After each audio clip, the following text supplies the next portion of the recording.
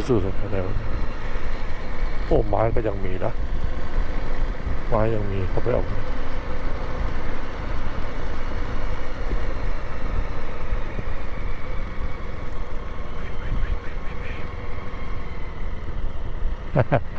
ผู้สาวนะสวัสดีครับอ้าวมีหรือหมานะ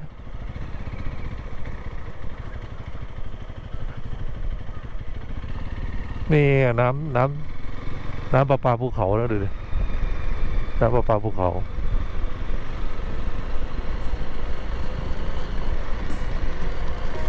เลิกเรียนโอ้หนาวครับหน้าเขาฝั่งนี้หนาวสวัสดีครับสบายดีสบายดีฮัลโหลฮัลโหลฮัลโหลไม่มีอะไรมาฝากเลยลูกเอ้ย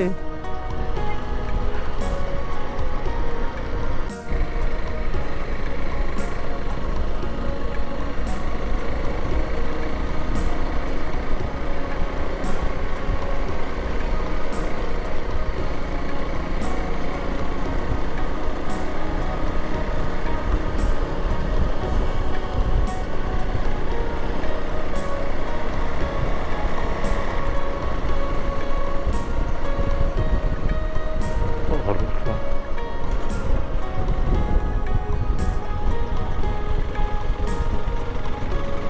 โอ้บ้านไม้นะครับสุดยอดหนาวไหมครับ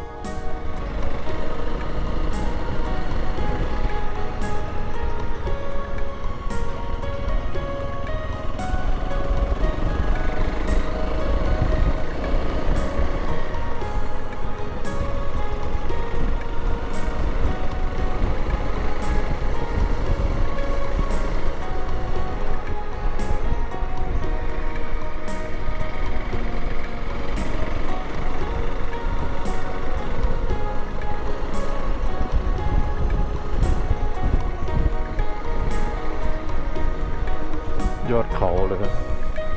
ฝั่งโน้นนี่เรามองเห็นนี่ไปเป็นทหารนะ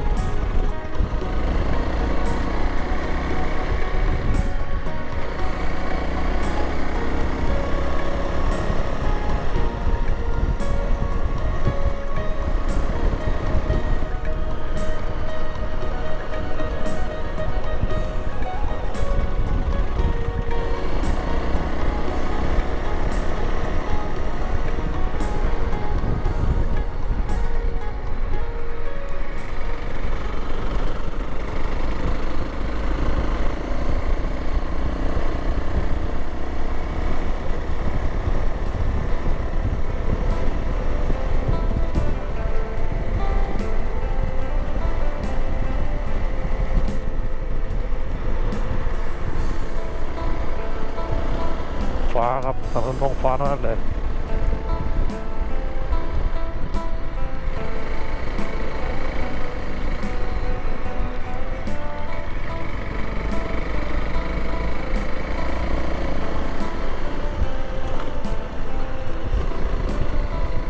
กำลังซ่อมสร้างถนน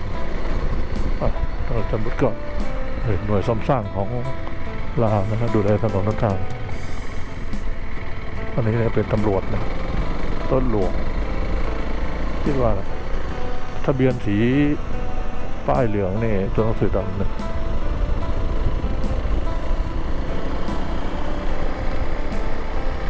น้ำเนิน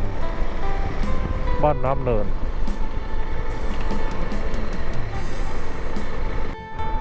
หน้าผาเลยนะสุดยอดรถวิ่งเลยมาก็เข้าบ้านเลยอะฉันกล้านะโอ้โห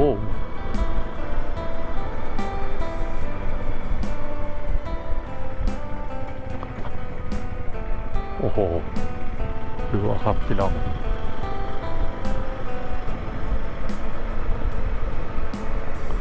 บรรยายไม่ถูกนะ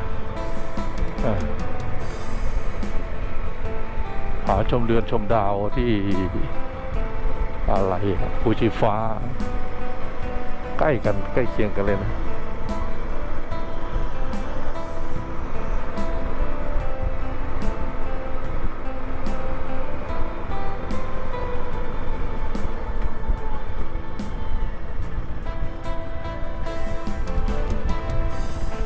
ซอฟต์ลงเยอะนะ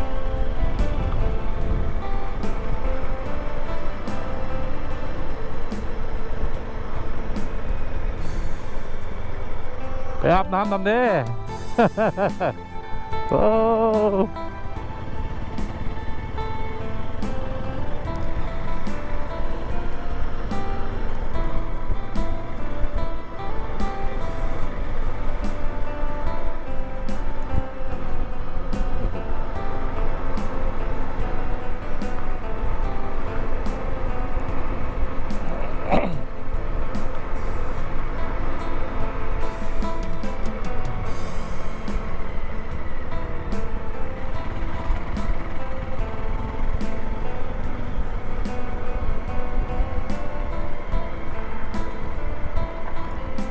ก็มาในหมู่บ้านอีก100 กว่าโลนะ130 โลนะจากตรงนี้ไปถึง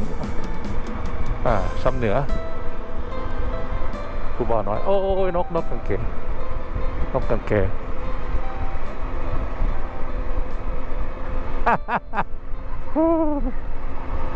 เอาน้องนั่งอยู่กลางถนนพวกรถทำน้องวิ่งมารับ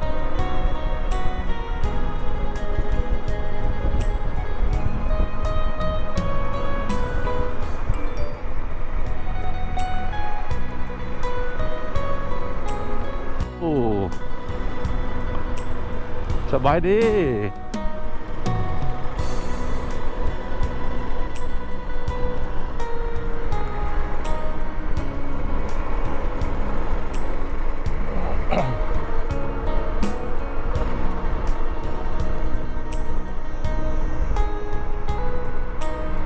ใครจะพูด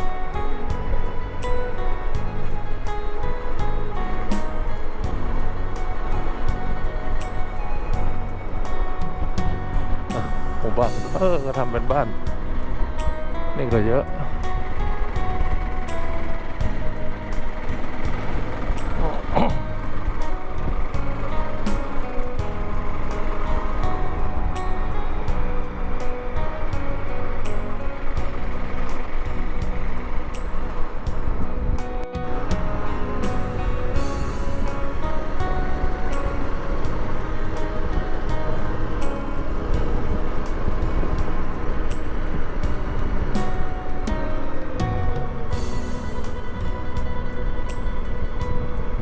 นั่นอยู่ในเลยเขา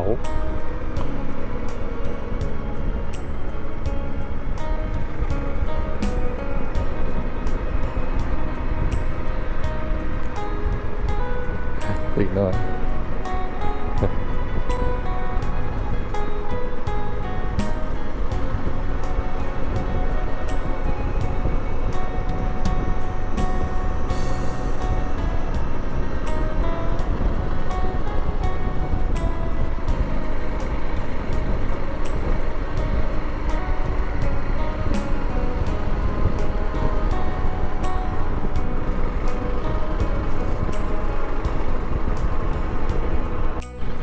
สูบปลาไปทำอะไรสูบปลาเปล่า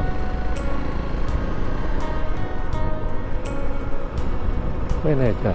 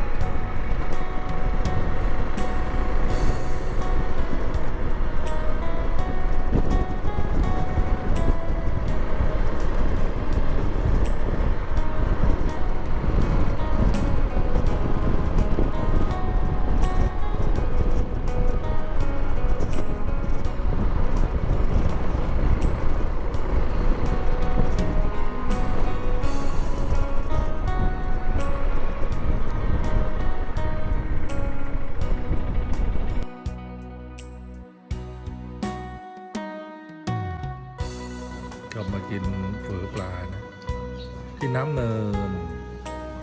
อร่อยมากระยะทางจากบ้านน้ำเนินไปสำเหนืออีก100 กิโลครับตอนนี้ก็ประมาณเกือบ5 โมง 17 นาฬิกา100 กิโลกะว่าจะให้ถึงมาดูกันต่อไปนะครับบ้านน้ำเนินนั่งกินข้าวอยู่ผมไป130,000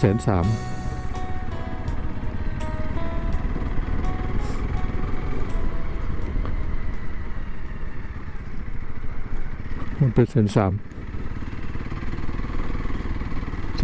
กับมะม่วงอีก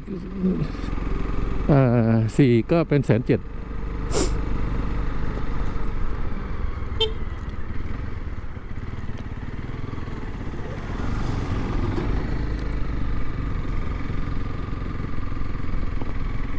บ้านน้ำเนินอยู่ตรงนั้นชมแล้วอย่าลืมกดไลค์หรือกดยกนิ้วโป้งกดแชร์เพื่อแบ่งปันให้เพื่อนๆของท่านนะครับ และกด Subscribe หรือติดตามพร้อมกับกดสั่นกระดิ่งเพื่อแจ้งให้ท่านทราบเมื่อวินดี้มีคลิปใหม่ขอบคุณมากครับ